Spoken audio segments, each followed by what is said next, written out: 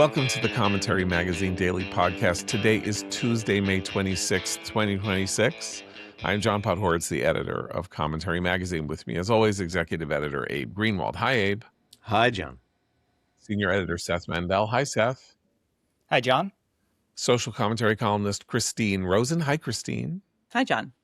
And Washington Free Beacon editor Eliana Johnson. Hi, Eliana. Hi, John. Well, I could use a vacation after this weekend. The stress of following the news this weekend, unlike pretty much any such stress I've ever experienced, except like in the week leading up to a presidential election whose outcome is not yet determined. The peace deal that basically was announced on Saturday morning, which to me looked like Munich 2, JCPOA 3, Rocky 4. I mean, everything bad. I guess people like Rocky 4, but I don't. Then, automatically began to crumble, and it all seemed as though the reason that we believed that a deal was imminent was leaking entirely from interested parties, not only inside the administration, seeming to come from the more, I would call the MAGA side of the administration, as well as supposedly diplomatic sources in the Middle East, who seemed to be trying to incept a ceasefire out of their own heads when the Iranians weren't even responding to our proposal, whatever our proposal was. And then if they were responding on Twitter that they weren't agreeing to anything. And so, gradually over the 48 hours that from which this started, it became clear that there was no deal, there could be no deal. And indeed, then we went kinetic with an actual sea battle. I know it's not really a battle. The Iranians were trying to lay mines, and we fired on them and blew up their ships.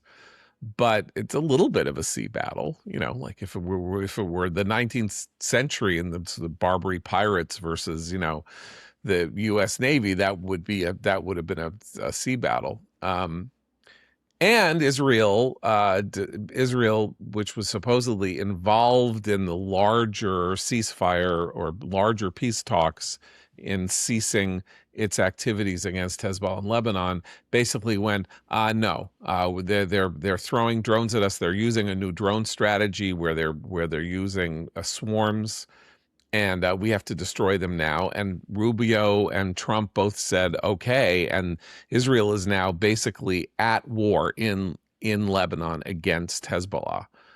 So that was some weekend of peace that we lived through. And I, for one, am very grateful that it is Tuesday morning and we are not here talking about the wreckage of an America that had unilaterally decided to get itself out of a mess that it got itself into, basically, or acknowledging that was what had happened. Well, they also, go ahead. It does seem, John, like the Trump administration is eager to make a deal. I think that part of the reporting is right. But it seems to me like the Iranians are determined not to let it happen. The Trump administration has laid down, some red lines on this. But the Iranians are demanding a few things, one of which is sanctions relief up front, whereas the administration is saying sanctions relief will be given on the basis of performance. The Iranians continue to assert control over the strait or some kind of ownership over the strait, while the administration says a deal must restore the Strait of Hormuz to the status quo ante. And the Iranians continue to insist on a right to enrichment, even if they turn over in some capacity their nuclear materials. And number four, the only thing both sides seem to agree on is that this deal would not address missiles and support for proxies. But the Iranians seem to have now prevented the administration from being able to agree to a deal. They have snatched. Can I say one thing to set the table before everybody else speaks? If that deal, the deal that the administration wants, were a deal that Iran would agree to, leaving the missiles aside, sure, that would be a deal they should accept. That's essentially a negotiated victory. We get the dust. The strait is opened. They basically acknowledge that we beat them, even if they don't do so by coming to the table. We take the blockade off. The blockade is gone, and we get the nuclear materials. That is basically a definition of victory, and the Iranians are not agreeing to negotiate of our victory at the negotiating table. So it's not even that the deal, the more you found out about it, that the deal was so terrible, although the impulse, what I think we thought was, because they were negotiating so hard and seemed so eager, that they would crumble at the last minute and start making concessions like, oh, they can keep 40% of their non-enriched uranium, and they can keep this, and we won't talk about that. And the other thing, that if they were in the last mile, that they would be so eager that they would, that they would take a victory and turn it into a loss. I think it's also important to note the deal was supposed to play out in two phases. The first phase was supposed to be the opening of the Strait of Hormuz and the removal of the blockade, and then a 60-day period in which the U.S. and Iran would negotiate over the nuclear part, with missiles and support for proxies entirely put off. And they couldn't even get to the opening of the strait and the removal of the blockade in order to get to part two of this deal. And meanwhile, the Americans catch Iran laying mines in the Strait of Hormuz. If it's not clear that Iran is not interested in negotiating a deal and will never negotiate away their nuclear materials, I don't know how much more the administration needs to hear. And I am just very skeptical that any good deal can be negotiated without the real and credible threat of serious force. And I think that's a problem in these negotiations. Like, Iran has to really believe that we are willing to go back to war. And I just don't think they believe that because of the timing of these negotiations with respect to the midterm elections. Yeah, I'm not sure I believe it. I mean, as you said, Eliana, the administration seems eager for a deal, and I just wonder how many more times we're going to go through this cycle, because I've literally lost count. Is this the third or fourth sort of we're very close, we're working very hard, got to iron out a few things moment? It's happened a few times, and when you talk about the stress that this induced, it was so stressful because it was all noise, no signal. Everything between Friday and last night, we had absolutely no clue what was going on. There were conflicting reports. There were administration insiders leaking very positive things.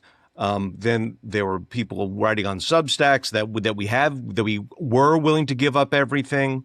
And my fear is that we're going to do this so many times, and eventually it will be the kind of situation where the U.S. starts making those types of concessions, John, that you're talking about, which is what the Obama administration did.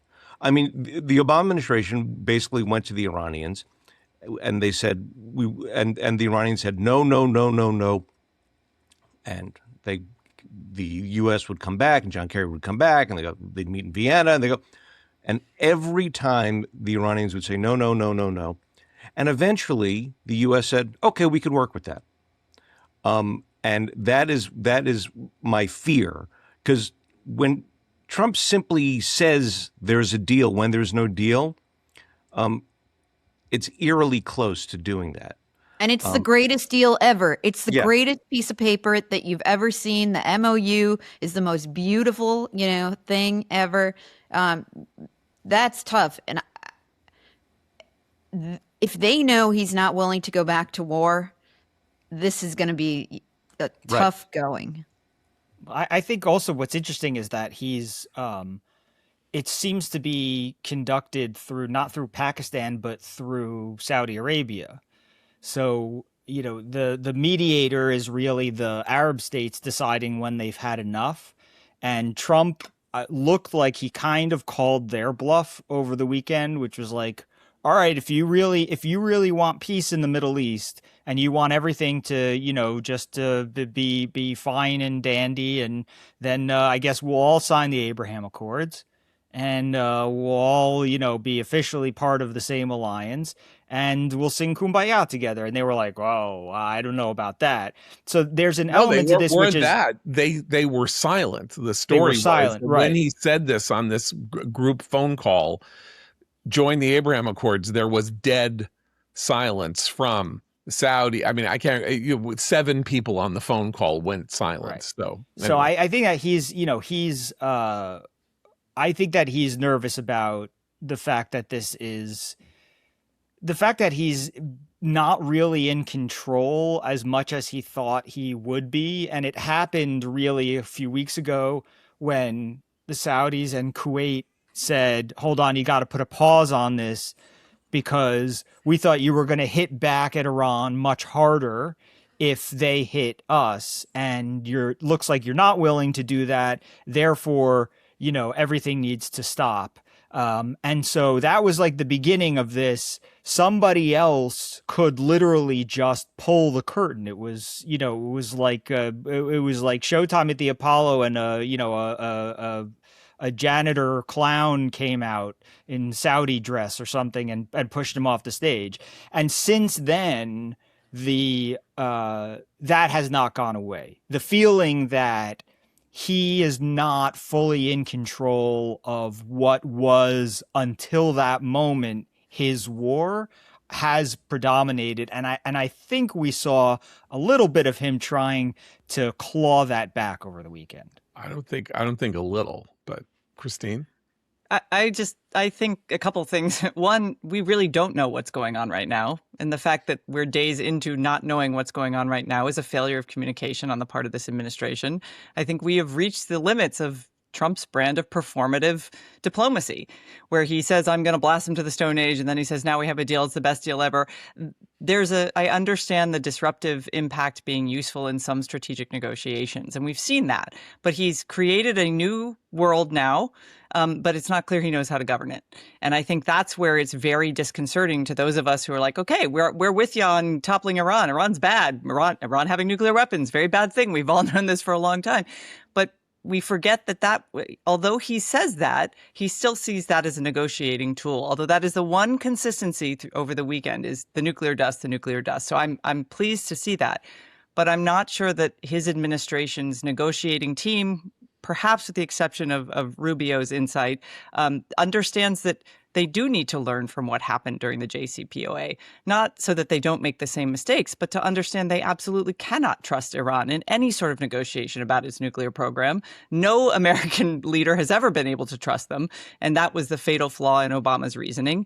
We shouldn't be trusting Pakistan at all. I've been pretty consistent in saying that was a mistake. And now we have to consider other regional actors, Qatar in particular, who's going to start giving more money to the Iranian regime because they still want to maintain their position as the middleman in that whole setup. So I would like to look, the president's about to go get his physical today. I imagine he's going to want to get before the cameras and tell us in what great shape he is. He loves to do that. I would like to hear him address where we are right now, because the uncertainty is no longer something that I think the American people should be living with. I was interested to see over the weekend more pushback publicly from Republicans in the Senate. Senator Tom Cotton has introduced a bill to make sure that the Iranians cannot profit from control of the strait, that's absolutely unacceptable, whether they call it a so-called environmental tax or not. That is still controlling a international shipping lane. So I like seeing that movement as well. I hope that puts some pressure on Trump to think about what a good deal would look like. I don't think we should fall into the trap of constantly comparing it to the JCPOA, though, because he has changed the world as it stands now from what it was then. We have degraded a lot of their capacity. We've taken out a lot of their leadership. But I'd like to hear from him, what is victory? Because, John, I think you outlined at the top of the show a kind of sense of, okay, where are we? What does victory look like? I want to hear that from the president. What happened seems to me that they jumped out, and we don't know who the they is. They jumped out. I mean, Trump jumped out. He wrote this long Truth Social post saying we're on the verge of an agreement subject to finalization. So, which means they're not on the verge of an agreement. Presumably, you're finalized when you say, we have an agreement. We're just like literally dotting the I's and crossing the T's, which is one of the reasons why those of us who believe that we have not yet achieved victory in this war, and that anything short of victory is going to be a catastrophic blow to America's reputation, to our efforts to project power, to convince people that they should think twice when we tell them not to do something that violates the international order, stuff like that, how disastrous this could be. So it's not that he wasn't involved, but it's very possible that his negotiating team, and we don't even really, there seem to be various teams in different places. There are negotiations with the South, the Qatari, there's some kind of joint, and then Pakistan is somewhere, and somebody's talking to the Iranians, but they have to get messages to the bedridden Ayatollah, like on a donkey cart, and then brought back to, so you don't know whether the Ayatollah has approved the terms that they're talking about or not. Some of the negotiators are IRGC, some of them are the politicians. Trump has clearly been told from 4, 5, 6 weeks ago that there are interlocutors in Iran who want to make a deal with the United States. That is a consistent through line that we are negotiating, that there is somebody that we are talking to. I believe that to be the case.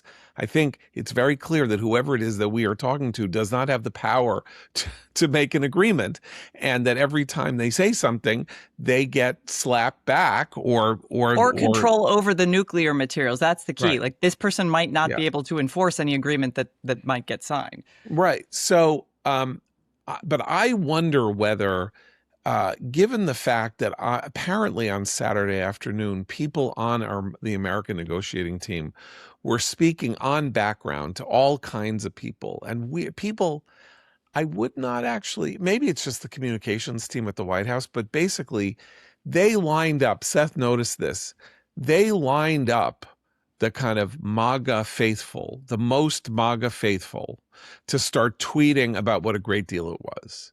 Alex Bruzewitz and Jack Posobiec and this one and that one. And suddenly we're, in a brand new day and a brand new dawn. And when former Trump Secretary of State Mike Pompeo said, I don't like the way this deal looks, White House Communications Director Stephen Chung, who needs a GLP 1, 2, 3, 4, and 5 injected into his body, and a gastric bypass and a brain transplant, says Mike Pompeo, Trump's own Secretary of State, doesn't know what the F, and he didn't say F, he's talking about, and he should shut up. That is not the way that you herald the coming of a great deal. Somebody on the MAGA side decided that they wanted to get out the idea that the deal was coming and that everybody should line up behind it before anything happened. And any hint that that was not going to be the case was going to be met with social media aggression bordering on psychopathy. And that was also a sign to me that something weird was going on. Because if you're really going to end a war, you're not going to tell Jack Posobiec first. Do you know what I mean? You're going to bring in... This administration might do precisely that, John. That's actually what... You're going to bring in Tom Cotton first.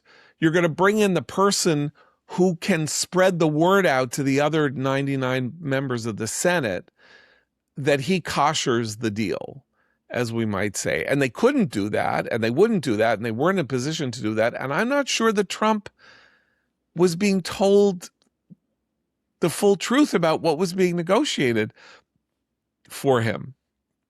Right, Because- as it was as if Trump was referring to one deal and they were referring to a different deal, right? That's how Yeah. it felt. Like Trump, in Trump's head, Yeah. he's talking about the fact that, the deal I offered is they have to give up everything. So Yeah, that's no, a great deal. They're going to open the strait, and then someone's we're gonna telling get the him, dust. "Oh, Yeah. we're close. We're close to a deal." Yeah. And in his head, the deal he has is we get everything, unconditional surrender or whatever, and they're picturing two different deals. This is the danger when you have an administration that doesn't contain people who are able and willing to push back against the leader. That's actually something you need. You need someone who's willing to say, this isn't working out this way. We have to plan for this eventuality or this contingency. He has not, in his second term, generally had people in his cabinet or in his orbit who are willing to do that consistently when he is very much focused on a particular path. We saw this with the tariff stuff as well. So that is a weakness, I think, in an administration that actually does need someone who he can listen to and trust, who will give him an alternative set of options. Okay, but there is an alternative set of options. That's the thing about this war. And that's the thing that I think he basically has realized by Sunday night, if he hadn't realized it before. He has three goals for the war. One added after the war started, which is getting the Straits of Hormuz open and never trying to close them again. But the other is no nuclear weapons and we get the dust, and an elimination in some fashion of their missile program.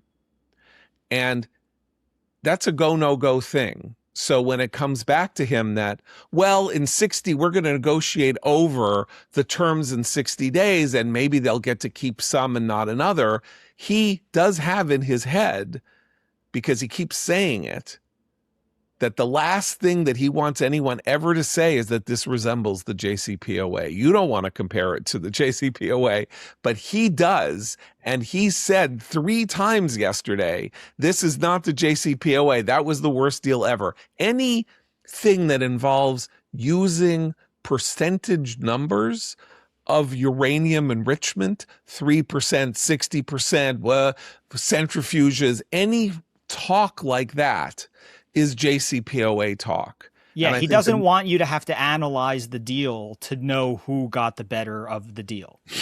Right.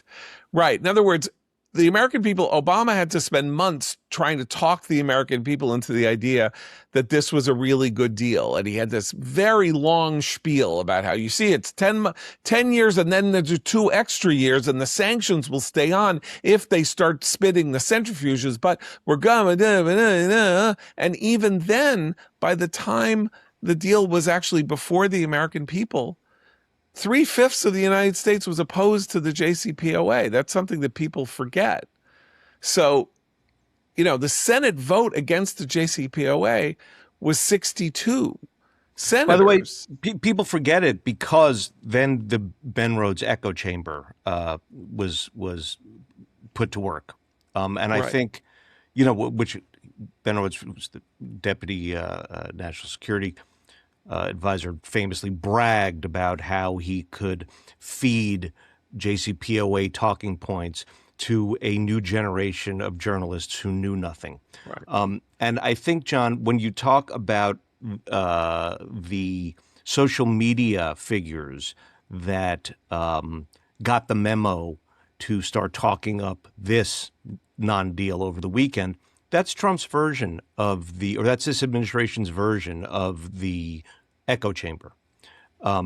It's no longer going to be about print media, legacy media. Mm-hmm. It's going to be about social media figures, streamers, and the rest of it. And that's what got me concerned, because it's not the JCPOA. I get that, and I take Christine's caution there seriously, but this reminded me of, they are laundering garbage just like Ben Rhodes did.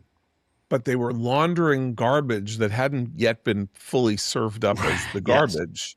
Yeah. That was the thing. Like, the more you read the details that, say, Barak Ravid was putting out or others were putting out about what was in the deal, you were like, I mean, I kept saying I was texting with 15 different people, and everybody was like, he can't agree to this. Like, just 2 months ago he said the exact opposite. Like, he's snatching defeat from the jaws that there is nobody except Alex Bruzewitz and Jack Posobiec and Stephen Chung's little army of morons that is going to say that this deal is good. Nobody. Like, all Republican senators are going to say, yee, and like every Democrat's like, you see, the whole thing was a total blunder and we went to war for no reason and put ourselves at risk and we used up all our munitions and da-da-da-da.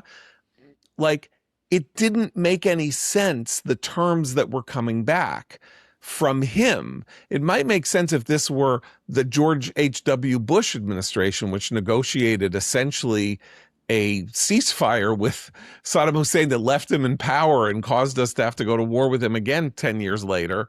You know, like, that would make sense from those Okay, people. but that is what no one is saying on the Trump administration side, because they know the American people do not want to hear it. Because if that's, I think, why the whole nuclear dust negotiation involves now this caveat that, like, we can send people to the dust itself, we don't have to extract it, and they can assure us that it's not being enriched, you know, all of these new details.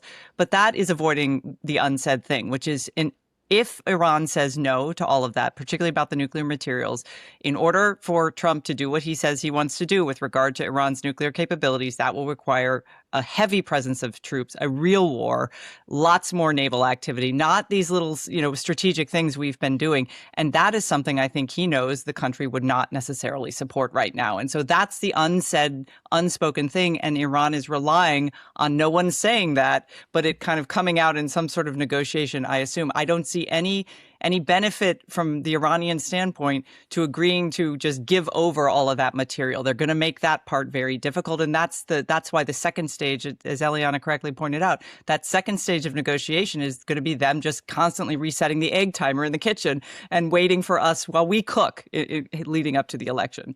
But that assumes there's going to be a second stage. Well, yes. Because the first stage has already been rejected by Iran. I mean, it's been rejected.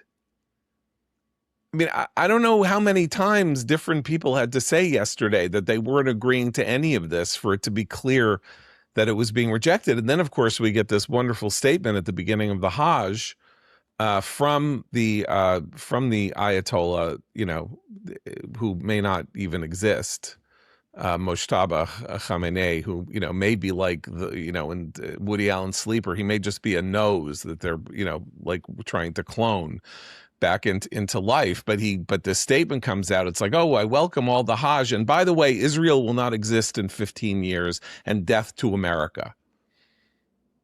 Okay, bringing out the classics. That's really he has someone shaking a Magic 8-Ball Iran version.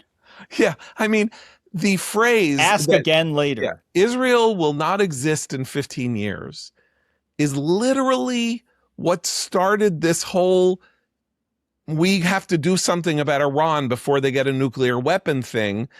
More than 15 years ago. It was 20 years ago, 21 years ago. It was Mahmoud Ahmadinejad, upon his election as president of Iran, who said, our task is the elimination of Israel. It will not be around very much longer.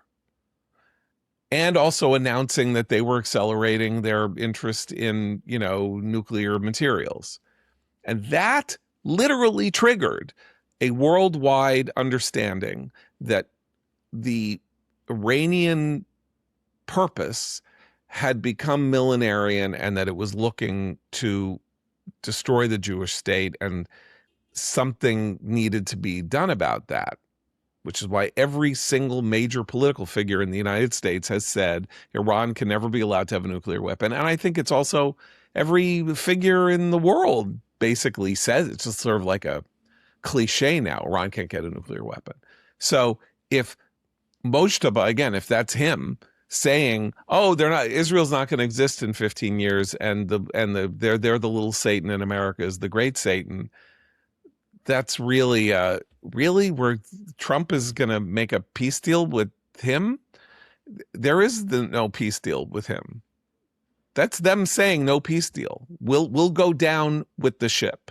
If you can probably sink our ship, we're going down with it. We're not scrambling to get off the ship. Now, I would love to see some some international law experts and defenders of international law react to Iran's pledge to control the strait forever. Because this is also what's happening. Iran is not just saying no deal. They're saying, in addition to no deal, we're also going to take X, Y, and Z. And, this is a situation where it will be very easy for the EU countries to step in and say, well, you can't have the strait because you can't toll an international waterway. Even if there are certain technical property rights that you have and whatever, you can't toll an international waterway. You can't toll the strait. And no one's actually saying that because they're not willing to do what it would take to force Iran to not toll the strait. Somebody has to go in and make them do it. I want to quote the Institute for the Study of Wars does a daily report on where the war is. And here's the funny part about the Straits of Hormuz thing. Here's what they say. Iran has continued to claim that it and Oman control the Strait of Hormuz as territorial waters. By the way, just for our listeners here, or people watching on YouTube, if you haven't, you really do have to go take a look at a map and see what the Strait of Hormuz looks like, because that informs how it is that the Iranians can even think of doing this, and why they're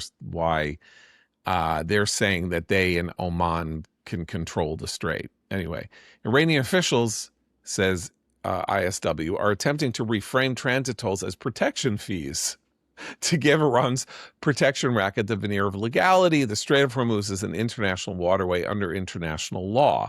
Iran is claiming that the strait is territorial waters and under the administration of coastal states. But it is notable in this context that Iran does not define the United Arab Emirates as a coastal state, even though the UAE borders the strait. So it is said these are territorial waters for us and Oman, but not the UAE, which also has a border, because the UAE is, of course, aligned with the US and Israel in the war against Iran. So this is just nonsense on stilts. It's like a parody of itself, that they're trying to claim some kind of international law standard that allows them to control the strait, with the exception of one of the three countries that borders the strait. So again, I don't know who we're negotiating with here. Once again, all of this looks like we're negotiating with ourselves. And in this case, Witkoff and Kushner or somebody, Trump's like, you go get a deal. And to be fair to them, Trump says to them, you go get a deal. So that they're sitting across from somebody who says they're speaking for Iran. Maybe it's Qatar, maybe it's whatever. And they keep moving the football, or the goalposts, or whatever analogy you want to use, because they are like the Americans during the JCPOA negotiations. Their overriding purpose is to get to a deal. So if Iran says no, they got to move a little bit, and then they got to move a little bit. That's them. The question is what the United States does. So they are having this conversation. The conversation makes them optimistic because they're giving in on various fronts, and the Iranians or the Qataris or whoever are smiling and saying, here, have some more mint tea, and I have a delicious pastry for you, and it's all really wonderful. The mood lightens, but none of it has anything to do with what will actually be agreed to by the person who went to war and said, I have we're going to destroy their offensive capabilities. We're going to get the dust, and they are never going to have a nuclear program. ever again. And that's what he said. The one thing he didn't say was that we want regime change, right? That's where they still are. But Trump is the one who set the terms for the ending of this war. And if they can't even give him even remotely decent cover to claim that he's gotten there, he's not going to agree to it. I mean, his animal cunning will not allow that to happen. But then what will he do? He will, if he doesn't agree to it, what happens next? And I think that's the question on America's mind, certainly on my mind, because this iteration over and over of bluster and threats and then, oh, we have a deal, oh, it's the best deal ever. I think that you're correct that cannot go on for much longer. Okay, I have an answer for that. So what if we're stumbling into the correct policy backwards, which is to say, we've done the military damage that we can do. Everything else that we do after this, creates the conditions under which a potential post-Islamic Republic Iran will not be able to be a functional country. But we are going to keep the Strait open. We are going to blockade the Iranians are not. The Iranians are blockaded. And if we can stomach doing that for 6 months, with all the attendant pain that will cause, the regime might well collapse. That might be the right strategy to win the war finally. And of course, then our friend Eli Lake had a very depressing piece in the Free Press yesterday or the day before yesterday about the real reason Trump needs a deal with Iran, which is that according to him, according to sources, the munitions crisis is very real, that we have gone through, we haven't been replenishing our stocks and all of this, and we've gone through an immense amount of weaponry and material. And if we have to do much more of this, we're not going to have enough stuff in reserve for the real potential crisis that might happen if, say, China decides to move on Taiwan. And so Trump needs a deal so he can stop firing weapons. Now, if that's true, and I don't know that it's true, but it sounds certainly, enough people are worried that it's true, and we do know that we haven't been replenishing our munitions enough.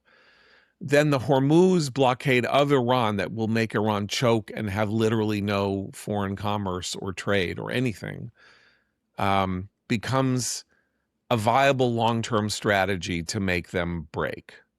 What about that as a theory?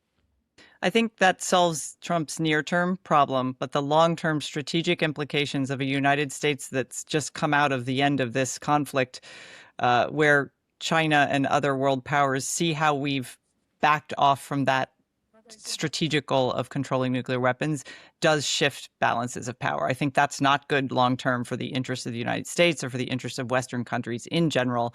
And to have done that and ended up in that position while having alienated many of our allies, I think is of concern to me, I think in the next 20 to 30 years, even if in the immediate few months to year or through the end of Trump's term, that there's some sort of balance restored. This is the reputational problem. And it's why I'm not sure I believe that he wouldn't go back to war. Because I don't know. I don't know. No one knows. We have no idea. And his inconstancy is very, very jarring and difficult. And it is that one of those moments where you go, I don't know how we can go through 2.5 more years of this. Like, I just don't understand, today, by the way, of course, we have the primary in Texas, right? The Senate runoff primary, or runoff between Senator Cornyn, mainstream Republican, votes with Trump 100% of the time, and Ken Paxton, a man convicted of crimes who bribed people and had to pay settlements to people that he wrongly indicted in order to cover up his fact that he made them hire his mistress and stuff like that. And Trump endorses Paxton, and Paxton is likely to win and thus give the Democrats the first real chance they've had to have a senator from Texas since Lloyd Benson. And, So that's what he did last week. Although I would like to resurrect Lord Benson from the dead and have him arm wrestle Tallarico, because I really would not put my money on Tallarico in that. I mean, Tallarico is still a very weak candidate for a Texas Senate candidacy. He is, but Paxton is Paxton has won races. That's clear. He is the attorney general of the state, but Yeah, he is I do think yeah. Paxton's a weaker candidate. I do think Paxton can win in Texas. I think my understanding is Trump endorsed Paxton because he saw polling indicating Paxton was going to defeat Cornyn, and he was inclined to get in front of it and take the credit for what was going to happen anyway. But I think this creates a couple of other problems for the president between now and the midterms, some of which Matt talked about when he was on the podcast, which is that the president has alienated the Senate. The Senate is a really tight-knit group, and he needs some things from the Senate. He's trying to get funding for his ballroom, and they are not inclined to get it from him. Attorney General Todd Blanche had a very adversarial meeting, my understanding is, with senators over this IRS slush fund for government weaponization that the president wants. And that was last week. And there are whispers and questions raised about what Justice Alito might do. There's the potential of a Supreme Court retirement between now and November. I think people are thinking it won't happen, but nobody knows. And so if you look at the Senate, President Trump has essentially pushed out Thom Tillis in North Carolina. He's pushed out in Louisiana. I'm blanking on the guy's name. Yeah, Bill Cassidy. And he's endorsed Paxton over Cornyn. He's insulted Susan Collins in Maine.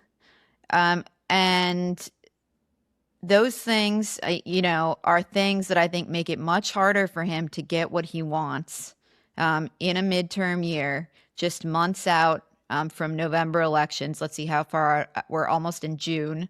So 5 months out from a midterm election. And I think, he's made it a bit more difficult to get what he wants from a Republican Senate with very slim margins, 53 Republican senators. So we have that primary in Texas today. And the other interesting primary we have, John, is a Democratic primary, Democratic runoff, I should say, in the 35th Texas congressional district between the rabid anti-Semite Maureen Galindo and the other Democrat, Johnny Garcia. The Free Beacon actually brought Galindo maybe 3 weeks ago to national attention, noting her. She's a self-described sex therapist whose social media is littered with anti-Semitic posts. And when she was prodded by other media outlets following our reporting, she said that she wants to turn ICE detention centers into a prison for American Zionists where they would then be castrated. And there's been a lot of attention on a mysterious GOP-linked super PAC that is boosting her candidacy. This is a swing district that is now R+4 due to the redistricting in Texas. So it leans Republican, and Republicans believe she would be the weaker candidate, obviously. And there has been an enormous amount of media attention to the fact that Republicans are boosting her. I saw Dave Weigel of Semaphore saying the real story in this race is that Republicans are boosting this candidate, not that this woman actually won a runoff election in a Democratic primary. And I thought it was worth noting that, the goal of politics is actually to win. I don't think it's crazy that Republicans are boosting this woman. They think it's more likely that she will lose the general. That's not crazy. And that And to remind our listeners, I have not seen this noted in a single story about this, that it was Democrats who pioneered the techniques of meddling in the opposing party's primary, and it is now a standard tactic used by both parties. That happened in 2014. Claire McCaskill, then the senator from Missouri, her allies meddled in the Republican primary to boost the weaker candidate, Todd Akin, of legitimate rape fame. They did so successfully. McCaskill prevailed. She was not defeated until the Free Beacon reports about her bus tour, or her an RV tour of the state, that she was actually taking a private jet from stop to stop. But this is now a standard technique that was pioneered by Democrats, and that is not the story of this race. The story is that, Democratic voters still have to go and vote. They still have to go and cast ballots for this candidate. So it will be quite interesting to see who prevails in that race tonight. Can I add to that? Because I remember we discussed this on the podcast many times, that in every election that Trump was on the ballot, we heard from the Democratic Party that he was a threat to democracy. He's going to topple down everything. Like he is an existential threat to the nation. And in every one of those races, the Democrats were funding the most extreme MAGA candidates in many local and state elections because, for exactly the reason you say, Eliana, politics is a dirty game and all you want to do is win. And so they did that. But it was the contrast at the time between the moral grandstanding of the rhetoric coming out of their mouths and the absolute cash being sent directly to the most extreme. I mean, some really extreme people who thankfully didn't win their races. And I remember us discussing that at the time. And so I was struck as well, just as you said, that this has become suddenly a scandal that we should all attend to, when in fact it's just... Yeah, this is what we should be paying attention to, as always, what the Republicans are doing, not who the Democrats are voting for. And it turns out, anti-Semitism, if folks haven't noticed, might be good politics in a Democratic primary. By the way, it's not just that. Remember, we had 10 years, 20 years maybe, of the run-up to the McCain-Feingold campaign finance law, talk about how the weakening of the parties, the strengthening of the PACs, all this, the Republicans using illicit, illegitimate money to control politics, and we needed these campaign finance reforms, much of which were overturned by the Supreme Court on First Amendment grounds later in the Citizens United decision.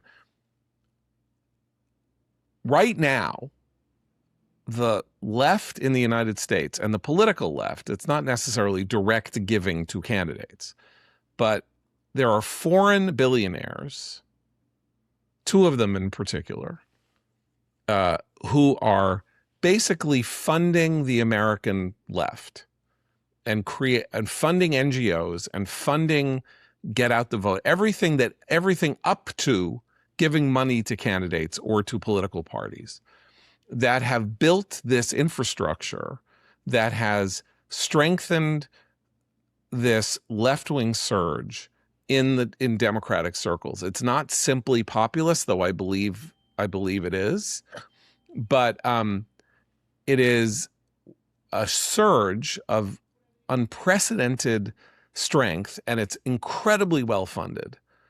And that seems to be okay with people. I mean, the Koch brothers became the demons of American politics for a decade. And this guy in China, whose name I now can't quite sum up. Neville Roy Singham. Singham, right. And then this... whose wife is Code Pink Medea Benjamin. Right. Because of Singham, Code Pink is turned into a CCP front group. Right. Which is also weird. And then, of course, there you have the Soros family, and you have this guy Fergie Chambers, who is the grandson of some billionaire. Anyway, I don't see any concern about the interference of big dark money in American politics once again, as long as those politics can agree or conform with liberal biases, it's all fine. And I'm all in favor of calling out Republican and conservative hypocrisy. But the level, if people could remember, summon up the level of uniform rage and disgust at the money polluting our politics that had to be driven from our politics because it was so filthy, and it was rich people maneuvering, playing with us like we were puppets. And here we are somehow mysteriously with this socialist mayor in my city, and somebody, and Graham Plattner, storming the beaches and running, Janet Mills out of her candidacy, and all of that. And that is, and the thousands of tents that mysteriously appeared on every college campus in 5 seconds when the encampment thing started. All of these interferences in American politics and discussion, a lot of it exogenous, a lot of it from abroad, and they don't care. I think there's a sense of denial that runs quite deeply in most partisan Democratic voters' minds. I've confronted it in friends of mine, where if you mention dark money being now much more largely a project of the left, they're shocked. When you mention that the Democratic Party is not any longer the party of the working class American, but the party of the wealthy and the elite and the higher educated, they're shocked, even though they know it to be true. And I think there is this undeniable sense that if an encampment pops up, it's organic. It's the people rising up. This weird sort of mythology that the Democratic left has built around itself that no longer comports with the infrastructure of money, some of it, as you say, foreign money, flowing into these NGOs, flowing into these causes that are not only extremely to the left of the average Democratic voter, but quite to the left of the average American voter. And I think that's where, when stories break about textbooks that have been funded by an NGO, which say all kinds of crazy anti-Semitic nonsense and anti-American stuff, people are genuinely surprised because there is not a consistent storyline that helps Democratic voters understand that this is their party now. And I think it's why we'll see this, both this midterm and certainly the next presidential election are going to be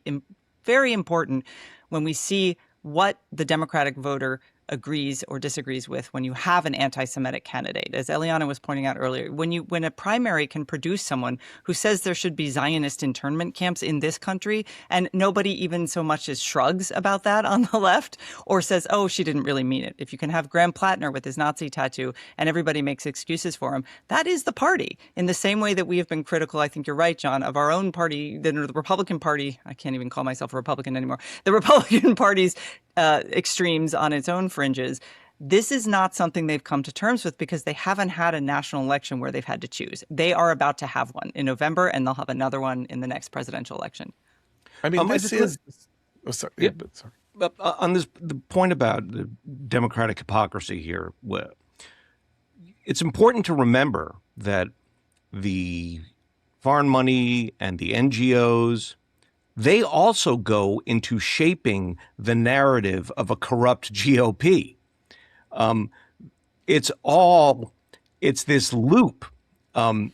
So obviously they're not going to now push the narrative into criticizing foreign funding of the Democratic Party. I mean, so we're just living in these false narratives. And there's a lot more. Every election, you have more politically homeless Americans who are sort of like, where do we go from here? There's also this, on the subject of Steyer, it's worth, Christine brought up the idea of spontaneous grassroots, the assumption of spontaneity and grassroots and all that stuff. At Steyer, today Semaphore has an interesting piece about Tom Steyer's campaign paying influencers online and, popular social media accounts to say nice things about him. And there was a problem with them initially. Plattner's doing the same thing, by the way. Plattner's doing the same thing. Yeah, and the New York Times had a big piece about, this is a new technique in campaigns because it goes back to our conversation on this podcast about advertising, using social media, that's a new way to advertise. Well, it's a new way for politicians to advertise too. Yeah, Right. and This Steyer, is so you can right. say, like, not only are they hypocritical because they just don't like billionaires except when the billionaire is one of theirs, but he is at the forefront of this new and what Democrats behind closed doors, as this Semaphore article says, when you ask progressives, when you ask Democrats behind closed doors, they are very nervous about the tactic that some of their own people are using because they see it as a way to hide where the money is coming from and to whom the money is going. In other words, this really blows up the whole idea of having that transparency in elections. Steyer is, by all accounts, at the forefront of this whole paid influencer, paid social media accounts. So that it's not just that he has the money, but he is those billions, not that he's spending billions on social media accounts, but those billions are going to pioneer new ways in hiding the money that he personally is putting into his own election. This is the sort of thing that would be considered a major scandal, I would think, if it were a Republican. I mean, am I alone in thinking I have no problem with this? Like, advertising always morphs, and it always plays games, and it always tries to. Yes, but in Steyer's case, math. they were not disclosing that they were paid influencers. They're not required to. They did, because we only know that they're paid influencers because of a California state regulation, right, that required him to release that information. It's more like, we don't know Platter, but I think now we can just assume now that half the political accounts of the United States, if not more, are basically paid advertising for campaigns. And indeed, if you're doing it and not getting paid, you are a schmuck, because someone will pay you. If you have 10,000 followers, you got to somehow get in touch with Act Blue or something, because they'll start funneling money to you if you do what they want. You hear that, Mitch Daniels? I'm sorry, Eliana. I've been doing this for free. Yeah, no, I mean, seriously, like advertising more. It's like when direct mail started, it was like, oh my God, what is this? This is they shouldn't be allowed to do this. They're sending letters to people and raising money that way. I don't know why that was, or whatever, But the combination of this form of advertising with the power of the algorithmically driven news feed, and the fact that all Americans now get all of their news from social media, and you have a lot of younger voters in particular who don't understand that they're actually being marketed to, not because they're ignorant, but because the disclosures are buried or only surface if someone investigates. That's where I think it should say paid ad on any TikTok video. Any bit of social media that is bought and purchased should list that. And we do have federal regulations regarding that are not very strictly enforced with regard to influencers acknowledging that they're being paid sponsors. But that would actually be a very good use of federal regulation, is to enforce that. Say, this is a paid advertisement. They have to do that for television. They have to do that for radio. Why not enforce it more television and vigorously? radio are regulated by the FCC, and this is not regulated by the FCC. Well, that's a loophole that they've been FEC. trying to close, but we haven't Right. yet succeeded in doing that. I think this is a short-term problem, by which I mean the BS detectors of people. We're still in this first moment of this. We'll vote how AI slop Jesus tells us to vote right now. I know, right? No, but I know it feels like it's been a decade, and then we've been being spun like tops for a decade. I know that, but eventually people do grok the difference between what's real and what's not real, and they get very, very cynical about it. It may take a little while for that to start kicking in, or they basically will believe in nothing. I mean, that's the other possibility, is that nothing that is fed to anybody on TikTok in 5 years will be believed. It'll be sort of like when your original email program, like I was on an email server called Sprynet, like that was my first one. And at some point Sprynet was destroyed because of the spam.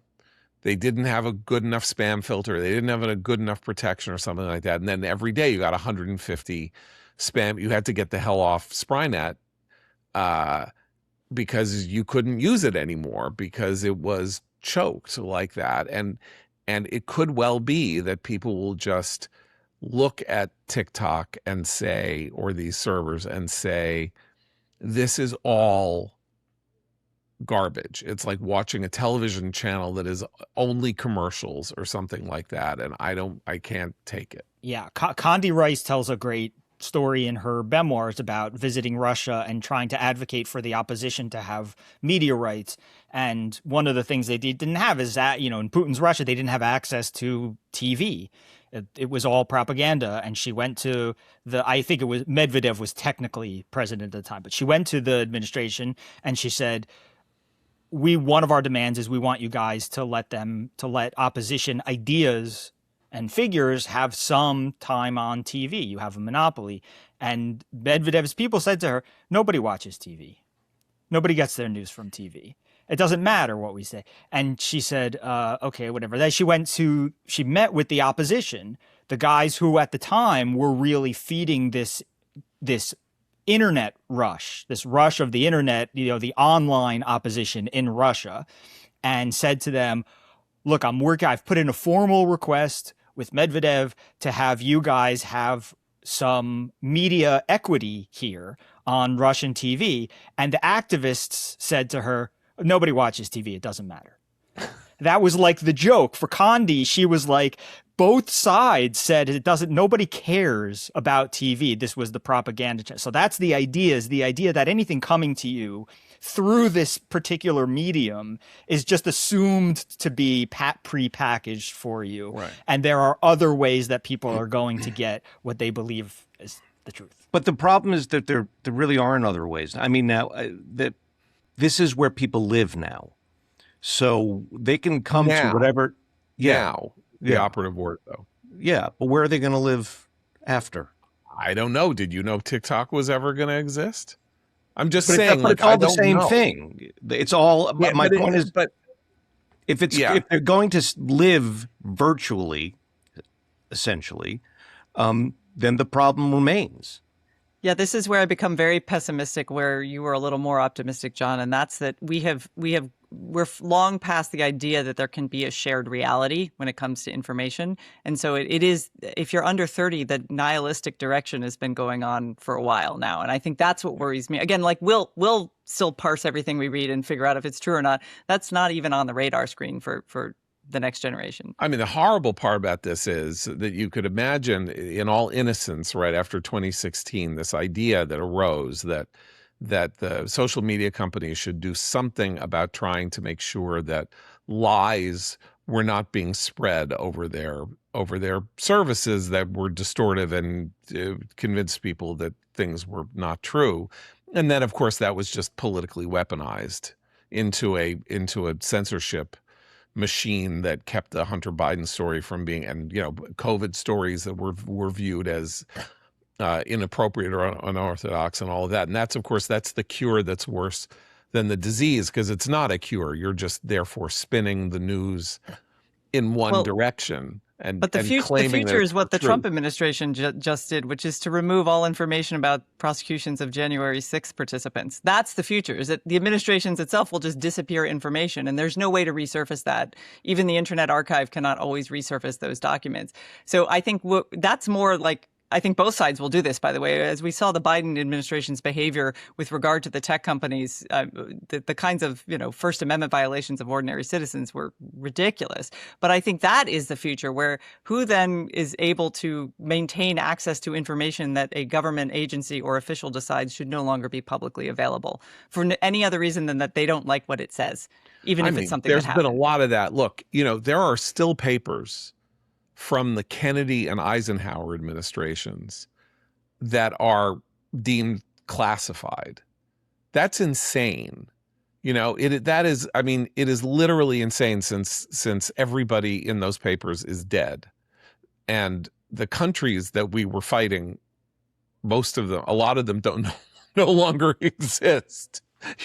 So controlling information is something that governments try to do at all times. They do it with whatever means and modalities they can have. This removal of the January 6th information, which is so outrageous as to be, sort of unthinkable. There are still other sources for it. There's the Congressional January 6th Commission, which released tens of thousands of pages of documents, and the court documents still exist in the court system. That's under the judiciary. That's not the executive branch. So it's amazing, but it is not. It is not memory hold like the Kremlin could memory hold something, because it was the only holder of any document in the country, and that everything was totally centralized. That said, this is a whole other topic about this idea that it's, again, like this weird thing where the Trump people admirably, or sort of like conservatives, got very worried about this white revision of the past, removing the statues, changing the names of things, rewriting the history books to make sure that they, cast America in a bad light. And so you think, oh, that's really, that's very important, and they're trying to establish the historical record properly. And it's like, no, you know what they're doing? They started there. And now that what they want to do is write history according to their lights and revise everything so that it conforms with their propaganda. Just like the same thing happened with the truth commissions at Facebook and Twitter and everywhere else. And this is why, governments have to be overseen, and that there's this terrible crisis with if the Senate were functioning properly, what the Justice Department just did with those J6 files would be instantly the subject of hearings, or they wouldn't do it because they would be too afraid that the Senate would come down on them. So that's another part of our, dysfunctional system at work.